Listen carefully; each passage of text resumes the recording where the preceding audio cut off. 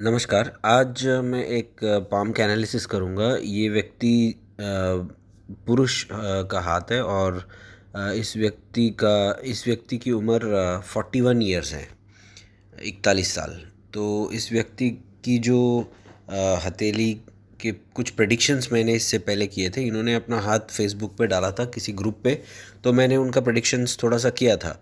और मैंने मतलब जो होता है ग्रुप में मैंने करके रखा। उसके बाद इन्होंने मुझे बाद में कांटेक्ट किया, तो ये थे प्रेडिक्शंस ये था कि आप पढ़ के देख सकते हैं। Around 28-29 some major thing might have happened. Around 32-33 some support has stopped. मतलब कुछ सपोर्ट जो है आपका ख़त्म हो गया, या कोई आपके जो करीबी है वो उनका देहांत हो गया है। मतलब ऐसा मैंने लिखा है। Between 37-39 there was some personal matter. कुछ पर्सनल मैटर्स थे जिनकी वजह से टेंशन्स हुआ। और 39 पे कुछ ऐसा बहुत बड़ा चेंज हुआ है ज़िंदगी में। और बाकी का जो है वो आगे का प्रेडिक्शन है, मतलब 42.5 और उसके बाद के प्रेडिक्शंस में दे। तो इन्होंने मुझे लिखा कि yes, at 33 I lost my dad. मतलब एक्चुअली 32 ईयर्स और 11 मंथ्स पे इनके फादर का देहांत हुआ। और जैसे मैंने इनको प्रेडिक्ट किया था, 39 एज पे इनकी शादी हुई है। ठीक है, तो ये इनका प्रेडिक्शन था। और मैंने कुछ प्रेडिक्शन किया तो इन्होंने लिखा यू आर राइट देयर। फिर मैंने पूछा कि 28-29 पे जॉब से संबंधित कुछ था क्या, तो इन्होंने बोला yes, my job, I got my current job at the age of 29। मतलब जिस जॉब पे ये अभी है, ये आईटी प्रोफेशनल है, अच्छे जॉब पे हैं। तो जो जॉब है इनके पास वो 29 एज पे इनको मिला। एक्चुअली 28-29 मतलब 28 months and something, 28 years and 10 months ऐसे होता है जनरली। नाड़ी जो होता है उसमें हम लोग पूरा साल जो होता है, जैसे आपका बर्थडे है वो कंप्लीट उसके बाद कितने महीने, इस तरह देखते हैं। तो ये था। अब चलते हैं इनके पाम पे। ये देखिए, बेसिकली पाम इनका जो है क्लीन पिक्चर है। बहुत लोग मुझे पूछते हैं कि सर आप मेरा पाम एनालाइज क्यों नहीं करते, आप क्यों नहीं करते। तो मैं इनको क्या बोलूँ, मैं इनको इग्नोर कर देता हूँ कि मैं बिज़ी हूँ, ऐसा हूँ। इसका रियल रीज़न मैं आपको बताता हूँ। इसका रियल रीज़न ये है कि जब तक मुझे पाम की क्वालिटी सही ना दिखे, जैसे ये स्ट्रेट है और अगर मैं जूम इन करता हूँ तो मुझे सारी रेखाएं क्लियरली दिख रही है। स्ट्रेट होना चाहिए, सारी रेखा दिखनी चाहिए, और जो है नाड़ी का रेखा दिखनी चाहिए। नाड़ी का रेखा अगर जिस भी पिक्चर में ना होना, मैं सीधा रिजेक्ट कर देता हूँ। मैं उनको कुछ अनाप शनाप एक्सक्यूज़ दे के इनको निपटा देता हूँ, क्योंकि मैं जानता हूँ कि बिना नाड़ी का रेखा के पामिस्ट्री अधूरी है। राइट। तो ये इनका पाम है। Let's go to his chart also. तो ये है इनका चार्ट। जिनको नॉर्थ इंडियन आता है वो देख लें। इनके चार्ट में क्या है, देखिए इनके चार्ट में मेष जो है, एक minute,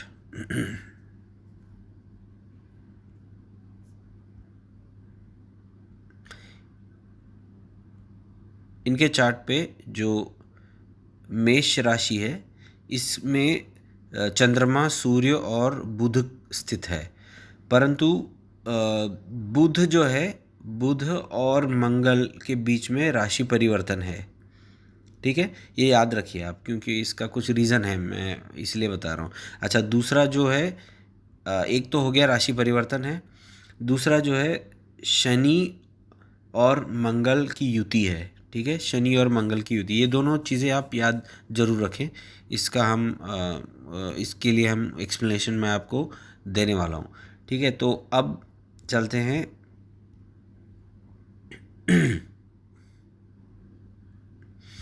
let's go to the palm. ये जो वीडियो है आप 1.25 स्पीड पे देखिए, क्योंकि बहुत लंबा वीडियो है तो आपको बहुत बोरिंग भी लग सकता है। जिनको पढ़ना है सिर्फ वो ज़्यादा ध्यान से इसको देखें।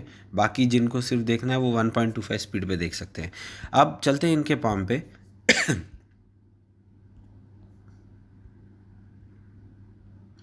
इनकी इनके पाम में कुछ कुछ चीज़ें जो हैं ना, दैट यू हैव टू, जो उसको आपको ठीक से देखना है।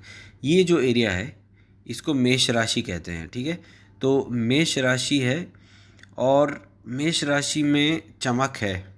मेष राशि पूरी खाली है, देखिए अब कुछ नहीं है यहाँ पे, ठीक। तो बहुत ज़्यादा चमक है और खाली है। तो यदि आप जन्म पत्री में जाके देखेंगे तो मेष राशि में सूर्य है, चंद्र है और बुध है, ठीक है। तो सूर्य चंद्र बुध है। सूर्य और चंद्र जो है वो प्रकाशमान है, इस वजह से मेष राशि जो है हथेली पे चमकदार है और खाली है, एकदम बैरन है, ठीक है। ये जो स्थिति है इसका कुछ दुष्प्रभाव भी जीवन में होता है, राइट। अब जाते हैं इनकी भाग्य रेखा पे। देखिए भाग्य रेखा जो है इनकी इस तरह है, एक ये बड़ी स्ट्रॉन्ग है और ये यहाँ पे इस तरह है और यहाँ पे 2 लाइंस हैं। तो ये भाग्य रेखा अनोखी है और अच्छी भी है। अब मैंने इनको जो 28-29 का प्रेडिक्शन दिया था इसके ऊपर पहले ध्यान देते हैं। अगर आप देखेंगे तो ये जो हेडलाइन है जिसको हम मातृरेखा भी कहते हैं, इस एरिया में इसमें बल्ज है, मतलब ये अंदर की तरफ जा रही है इस पर्टिकुलर एरिया में, ठीक है। तो इस पे फोकस रखें। उस जगह से भाग्य रेखा का उद्गम हो रहा है, एक पार्ट का। भाग्य रेखा 3 पार्ट्स में है, जैसे मैंने बोला ये एक पार्ट है, ये दूसरा पार्ट है और ये तीसरे 2 पार्ट में विभाजित है। परंतु अब हम लोग यहाँ पे फोकस कर रहे हैं इस एरिया में। तो ये जो बल्ज है अंदर की तरफ और वहाँ से भाग्य रेखा का जब उद्गम होता है तो वो 28th ईयर पे भाग्योदय होता है। बेसिकली 28-29, किसी किसी का 29, किसी किसी का 28 पे होता है। अब ये जो भाग्योदय है इनको अच्छा जॉब मिला और ये उस जॉब में कंटिन्यूसली वर्क कर रहे हैं। अब ऑलमोस्ट 13 साल हो गए, तो गुड प्रोग्रेस मिल रहा है इनको। भाग्य रेखा काफ़ी स्ट्रॉन्ग है, क्वाइट गुड। तो ये एक इनका प्रेडिक्शन, ठीक। अब चलते हैं इनकी सूर्य पर्वत पर। जो सूर्य पर्वत पर आप ठीक से अगर कंसंट्रेट करेंगे तो देखेंगे कि सूर्य पर्वत सूर्य रेखा इस तरह है, फिर यहाँ पे विभाजित होके जा रही है। दूसरी जो रेखा है यहाँ से थिन है, मतलब पतली है, यहाँ आके थिक होके ये क्रॉस कर रही है हृदय रेखा को और यहाँ पे आके डेड हो रही है। जब ये डेड हो रही है तो इसके साथ साथ भौम से, मतलब जो मंगल है भौम रेखा से, भौम रेखा आके इसको यहाँ पे मिल रही है। तो ये जो सूर्य रेखा का फॉर्मेशन है ये 2-3 चीज़ों को बताता है। नंबर 1, ये जो टेढ़ापन है ना, ये सॉरी ये जो टिल्ट है ये हार्ड लाइफ को दिखाता है। मतलब it's not easy life, hard life है, ठीक। दैट इज़ देयर, बट जल्दी शुरू हो गया इनका लाइफ, मतलब क्योंकि ये टच्ड है यहाँ पे इसलिए जल्दी शुरू हो गया, बट हार्ड लाइफ है इनका लाइफ इजी नहीं है, राइट। अच्छा, दूसरी जो चीज़ है ये उतर के आ गई है नीचे और इसमें जाके ये मिल रहा है। ओके, ये याद रखें। सूर्य मतलब पिताजी, ये भौम रेखा मतलब ऑब्स्ट्रक्शन है, बाधा रेखा कहते हैं इसको, ठीक है। तो अगर आप देखेंगे कि ये पितृ रेखा है, हिंदू पामिस्ट्री में इसको पितृ रेखा कहते हैं, ठीक। पितृ रेखा यहाँ पे खंडित है, ठीक। भौम जो है बाधा रेखा, ये सूर्य से नीचे उतरी हुई रेखा से जाके मिल रहा है। तो इन दोनों का कैलकुलेशन मैंने किया और इस वजह से मैंने इनको बोला कि 32-33 के बीच में क्या हुआ था, कोई किसी का सपोर्ट गया है या कोई देहांत हुआ है। तो इन्होंने, जैसे आपने पढ़ा, इन्होंने बोला सही है कि पिताजी का देहांत हुआ था, ठीक है। तो यहाँ पे क्या है, हम लोग जो वेस्टर्न पामिस्ट्री की जो कॉन्सेप्ट है उसको हम फॉलो नहीं करते हैं। वेस्टर्न पामिस्ट्री में बहुत मतलब इसको लाइफ लाइन कहते हैं, इसको हेड लाइन कहते हैं, इसको हार्ट लाइन कहते हैं। हमारे यहाँ पे इस तरह नहीं होता है। जिनको पामिस्ट्री आती है उनको पता है, और नाड़ी में तो और डीप में जाते हैं हम, ठीक। तो इस वजह से मैंने ये पूरी फॉर्मेशंस आपको दिखाई, क्यों 32-33 पे ये ऐसा क्यों हुआ आपको जानना ज़रूरी है, बिकॉज फॉर्मेशन ही इसी तरह के हैं, राइट। अब चलते हैं और इम्पोर्टेंट एक ये है इनका बुध पर्वत।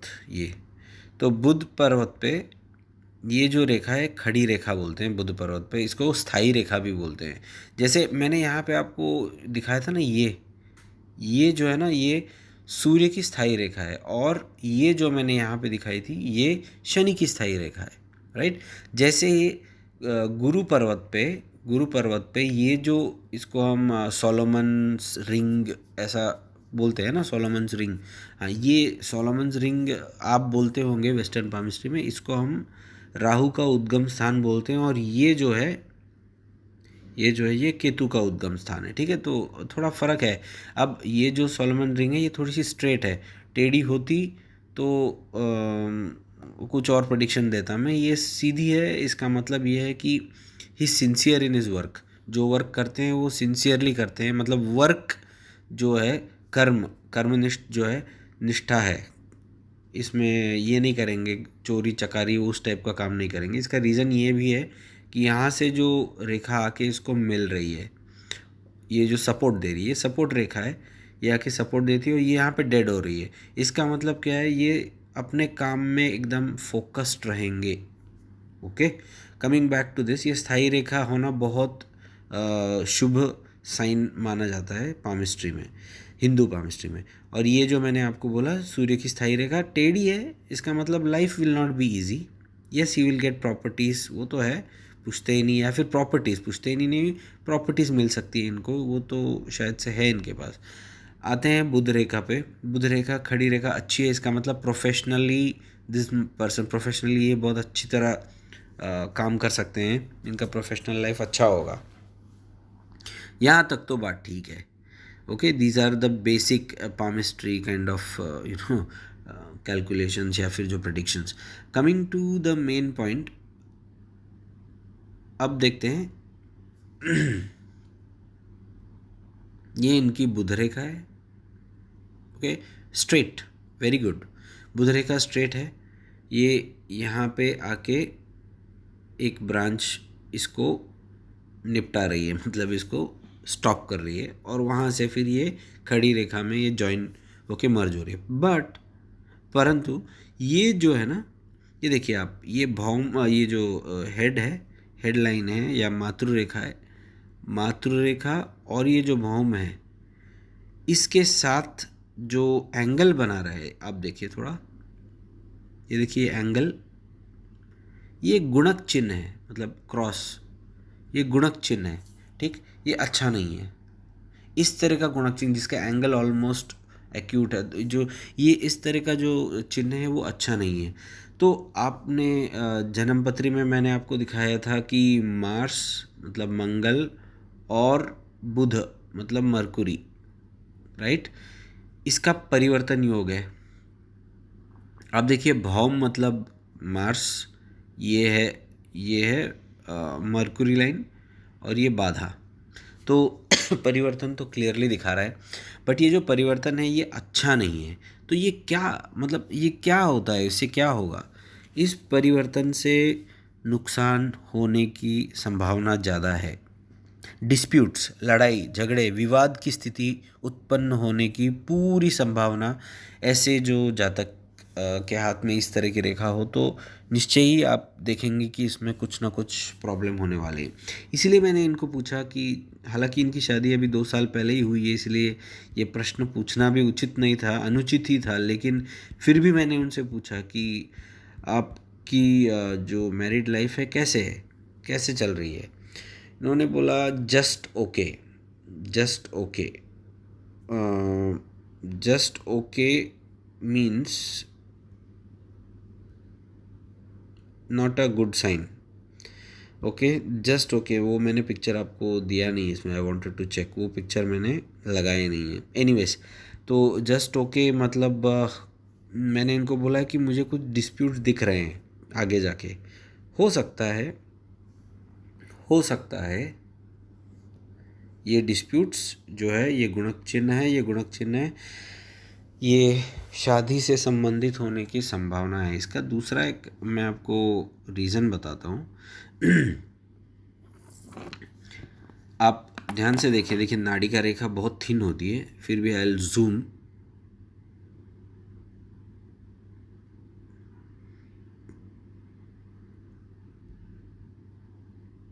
ये ये ये फॉर्मेशन है। अच्छा, इसके साथ ये गुणक चिन्ह है, तो संभावना है कि कुछ ना कुछ मैरिड लाइफ में प्रॉब्लम आने वाली है। तो इनको मैंने पहले ही आगाह करके रखा है कि आपको काफ़ी एडजस्टमेंट्स करने पड़ेंगे। अगर आप नहीं करोगे तो फिर प्रॉब्लम्स हैं, निश्चय ही प्रॉब्लम्स हैं। अच्छा, दूसरी बात, यदि आप देखेंगे यहाँ पे ये जो मातृ रेखा है ये चंद्रमुखी है, चंद्र की ओर देख रही है, ठीक। इसके साथ साथ जो आप इसको आप जीवन रेखा कह सकते हैं, अभी इस प्रेडिक्शन के लिए मैं इसको जीवन रेखा कहूँगा। इसकी एक शाखा भी चंद्र में जाके डेड हो रही है। तो ये दोनों अगर आप ठीक से देखेंगे, वापस देखिए, भी देखिए इनमें जो समानांतर मतलब पैरेलल है दोनों, ये दिखाता है कि इनको एज 50 के आसपास या तो ये विदेश में सेटल होंगे, या तो जहाँ पे अभी रह रहे हैं वहाँ से दूर जाना पड़ेगा इनको, या फिर जीवन में जो जहाँ पे रह रहे हैं वहाँ से पूरा चेंज होने का मतलब पॉसिबिलिटी है, ठीक।